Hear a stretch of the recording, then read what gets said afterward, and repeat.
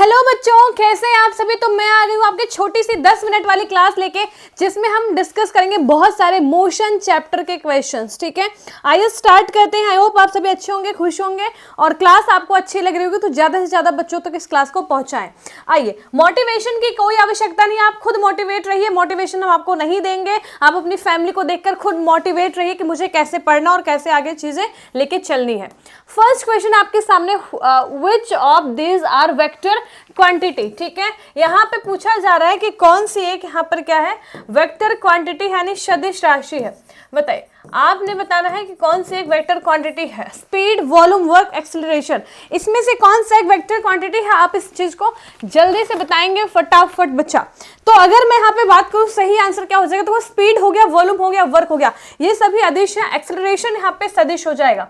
अगला क्वेश्चन आपके सामने है, इन सर्कुलर मोशन। ठीक है, सर्कुलर मोशन में गति क्या है। Direction of motion is fixed, direction of motion change continuously, या एक्सेलरेशन इज जीरो, या वेलोसिटी इज कांस्टेंट। आंसर आ जाएगा कि direction of motion is change continuously. अगर एक वृत्ताकार गति में गति कर रहा है तो इस तरीके से गति करेगा, हर बार उसका जो डायरेक्शन वो ऐसे चेंज होता रहेगा। ठीक है, अगला यहाँ पे आपके सामने है क्या, कि क्रिया प्रतिक्रिया बल है, एक्शन रिएक्शन बल है, फोर्स है। क्या है भाई, action reaction force. Action reaction force है, एक्ट ऑन डिफरेंट बॉडीज है, act along the different lines है, या act in the same direction है। तो आंसर आ जाएगा कि act on different body. Right, अगला क्वेश्चन आपके सामने है, इनमें से किसका जड़त्व सबसे अधिक है। एक पिन का, एक इंकपॉट का, एक फिजिक्स की बुक का, या आपके शरीर का।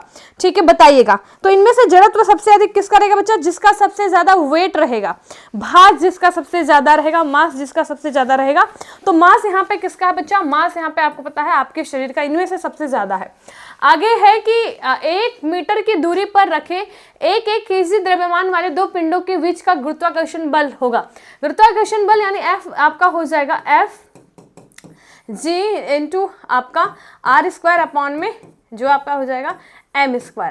तो आप जानते हैं यहाँ पे क्या हो जाएगा, 1 इंटू 1 यानी F बराबर आपका क्या हो जाएगा, G का क्या होता है 6.67 इंटू 10⁻⁻11। तो कौन सा ऑप्शन आ जाएगा, 11 न्यूटन। ठीक है, तो आंसर यहाँ पे डी ऑप्शन आपका सही जाएगा। अगला है बच्चा, न्यूटन का गुरुत्वाकर्षण नियम मान है कहाँ पर, on the earth, on the moon only, on the laboratory only, सब जगह। तो गुरुत्वाकर्षण पूरे ब्रह्मांड में हर जगह मान है। ठीक है, एवरीवेयर बच्चा, हर कहीं मान है, बस पृथ्वी के लिए नहीं, पूरे ब्रह्मांड में कहीं पे भी। यस, अगला क्वेश्चन आपके सामने है बच्चे, एक पिंड का द्रव्यमान पृथ्वी पर 12 किग्रा मापा जाता है, यदि इसे चांद पर ले जाएं तो इसका द्रव्यमान होगा। A mass of a body measured to be 12 kg on the earth, if it is taken to the moon its mass will B.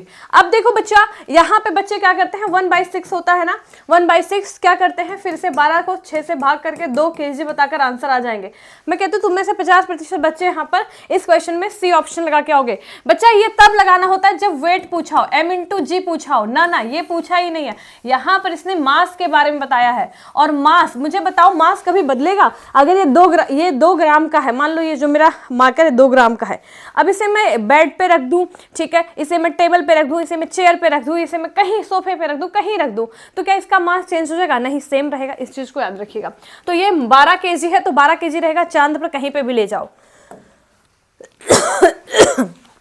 अगला है, washing machine operate on which principle, centrifugal, dialysis, inverse osmosis, diffusion.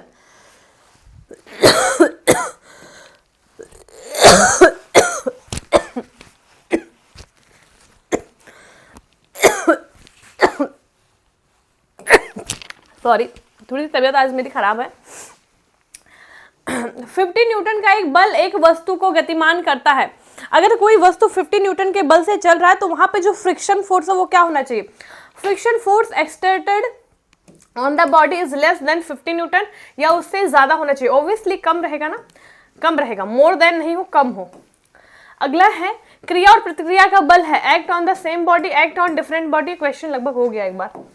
Question है अगला, नियम जो बल की योग्यता की परिभाषा देता है वो क्या है। ठीक है, the law that give the qualitative definition of force क्या है? Newton second law of motion है, या Newton first law of motion है, या न्यूटन थर्ड लॉ?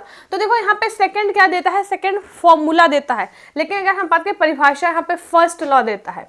अगला यहाँ पे है क्या, एक निश्चित दिशा में दो बिंदुओं के बीच की लंबवत न्यूनतम दूरी को, यहाँ पे ऐसे सबसे न्यूनतम दूरी जो है तो उसे हम डिस्प्लेसमेंट कहते हैं, डिस्प्लेसमेंट, इससे नीचे दूरी नहीं होगी।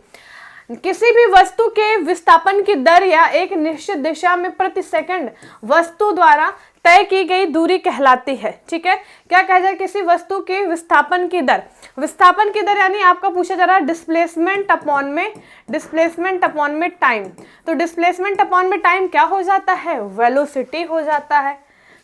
अगला है किसी दिए गए समय अंतराल में वस्तु द्वारा तय की गई मार्ग की लंबाई क्या कहलाती है, डिस्टेंस कहलाती है। ठीक है, समय अंतराल में तय की गई मार्ग की लंबाई। अगला है बच्चा, जब कोई वस्तु एक वृत्ताकार मार्ग पर गति करता है तो उसकी गति कहलाती है सर्कुलर मोशन कहेंगे। क्या कहेंगे, सर्कुलर मोशन कहेंगे। यस, एकदम सही चल रहे हो। अगला यहाँ पे क्या है कि which of the following graph is not possible. मुझे बताओ, अगर आप ऑप्शन सी को देखो ध्यान से, ऐसा क्वेश्चन हो, क्या करना है, मैं सी का एग्जाम्पल देके आपको समझा दे रही हूँ, पहले किसी और का दे देती हूँ। मान लो बी ऑप्शन है, करना क्या, जो बीच वाली लाइन जो ड्रॉ की गई है उस पर 2 कट लगाओ, ऐसे, दूसरे पेन से करती हूँ, हाँ, उसमें 2 कट लगाओ, ऐसे ऐसे, और दोनों को फिर दोनों लाइनों से मिला दो, ऐसे हमने मिलाया। तो देखो यहाँ टाइम भी चेंज है और यहाँ पे क्या है, यहाँ पे वेलोसिटी भी चेंज है। ये बात बिल्कुल सही है कि अगर टाइम चेंज हो रहा है तो किसी वस्तु की पोजीशन चेंज हो सकती है। तो हर किसी में ऐसे आप लगा के देखेंगे। अब अगर आप इस पे 2 कट ऐसे लगाइए तो ये वाला यहाँ मिल रहा है, ये वाला यहाँ मिल रहा है, यानी वेलोसिटी तो चेंज है। ठीक है, यानी स्पीड, यानी पोजीशन, बेसिकली पोजीशन तो यहाँ पे चेंज है। लेकिन अगर मैं बात करूँ इस तरीके से आप देखें तो यहाँ पर क्या हो जाएगा, टाइम कांस्टेंट है। ऐसा कभी होगा बच्चा कि टाइम यहाँ पे कांस्टेंट हो और पोजीशन कॉन्टिन्यूअस चेंज हो, ऐसा कभी पॉसिबल नहीं है। तो सी ऑप्शन पॉसिबल नहीं है। कभी ऐसा है कि एक ही टाइम पर आप यहाँ भी हैं, वहाँ भी हैं, वहाँ भी हैं, कभी पॉसिबल नहीं है। अगला है बच्चा कि न्यूटन की गति के पहले नियम के अनुसार एक चलती वस्तु जिस पर असंतुलित बल द्वारा कार्य नहीं किया जाता है। ठीक है, न्यूटन की गति के पहले नियम के अनुसार एक चलती वस्तु जिस पर असंतुलित बल, अगर हम किसी वस्तु पर कोई एक्सटर्नल फोर्स नहीं लगाएं तो वो जैसी है वैसी ही रहना चाहिए, यानी रिमेन द सेम मोशन। ठीक है, एक सेकंड, रिमेन द मोशन, क्या चल रही है ना न्यूटन की गति के नियम से एक चलती वस्तु, हाँ, अगर मोशन में है तो मोशन में ही रहना चाहिए। अगला है बच्चा कि कौन सा नियम समझाता है कि जब एक जादूगर मेज पर बर्तन और चश्मे के नीचे से मेज पोश खींचता है तो वो अपनी जगह से नहीं हिलते, फर्स्ट लॉ, इनर्शिया वाला। अगला है यहाँ पे Newton first law of motion give the concept of inertia, जड़त्व का कॉन्सेप्ट देता है। अगला क्वेश्चन है product of mass and velocity. Mass and velocity बच्चा मोमेंटम हो जाएगा, याद रखिएगा मोमेंटम को कैपिटल पी से प्रेजेंट करते हैं। इसका जो फॉर्मूला होता है m इंटू वी। अगला है my dear the rate of change of velocity. देखो वेलोसिटी है ना, जब रेट आ जाए, दर आ जाए, किसकी दर निकालना, किसका रेट निकालना, उसको टाइम से डिवाइड कर दो। यहाँ वेलोसिटी है, इसे टाइम से डिवाइड कर दो तो अब आराम से आपका एक्सेलरेशन निकल जाएगा। ठीक है, अगला यहाँ पे क्या है, अगला है momentum is measure at the product of. तो मोमेंटम अभी बताया कि p equals to m into v है, यानी मास इंटू वेलोसिटी। कौन सा ऑप्शन भी आ जाएगा। अगला यहाँ पे है कि द्वितीय समीकरण बच्चा देखो क्या होता है, आपको कुछ नहीं करना, आपको पहला और लास्ट का निकाल लेना। जैसे आपने क्या करना है, द्वितीय पूछा तो s इक्वल्स टू आपका क्या हो जाएगा, ut plus half AT square, right, यही है आपका दूसरा नियम। तो दूसरा देखो, इसको उठा लो, इसको उठा लो, सॉरी इसको उठा लो, लास्ट वाले को, तो ये हो जाएगा पोजीशन और ये हो जाएगा टाइम। पहला और लास्ट उठा लेना, उसी के बीच में रिलेशन बताता है। तो पोजीशन और टाइम यानी सी ऑप्शन आपका यहाँ पे सही जाएगा। अगला है यहाँ पे निम्न में से किस राशि का मान स्थान बदलने पर भी परिवर्तित नहीं होता है। मास, अभी जैसे बताया ना, मास चांद पे जाए और जो है मंगल ग्रह पे जाए, कहीं भी जाए, मास मास ही रहने वाला है। अगला बताइएगा, अगला क्या है, जब एक बंदूक से गोली चलाई जाती है तो बंदूक पीछे की ओर धकेलती है। यह उदाहरण न्यूटन के कौन से नियम से है बच्चा, इनर्शिया का है। इनर्शिया कह रहा हूँ, थर्ड लॉ कहाँ गया, थर्ड, कि जब गोली चली, एक्शन हुआ तो पीछे हुआ आदमी उस पर क्या हो जाएगा, रिएक्शन हुआ। गोली चलना एक्शन है, जो आदमी पीछे होता है वो रिएक्शन है। अगला क्या है बच्चा, विस्थापन के परिवर्तन की दर को कहते हैं क्या, वेलोसिटी, वेग। चलिए, तो थैंक यू बच्चों, thank you so much to all of you, है ना। तो यहाँ पर एक बार जरूर कमेंट करके बता दीजिएगा क्लास कैसी लगी। आगे मैं और भी क्वेश्चंस लाने की कोशिश करूंगी और भी चैप्टर्स को कंप्लीट करवाऊंगी। अगर कोई चैप्टर आपको ऐसा लगता है कि दोबारा चाहिए तो उससे दोबारा भी कमेंट कर सकते हो। मैं सेम चैप्टर अगर कोई मैंने पढ़ाते हैं उसको मैं दोबारा भी ला सकती हूँ, वहाँ से रिलेटेड बहुत सारे क्वेश्चन भी ला सकती हूँ। ठीक है, तो thank you so much and love you to all, bye bye, take care.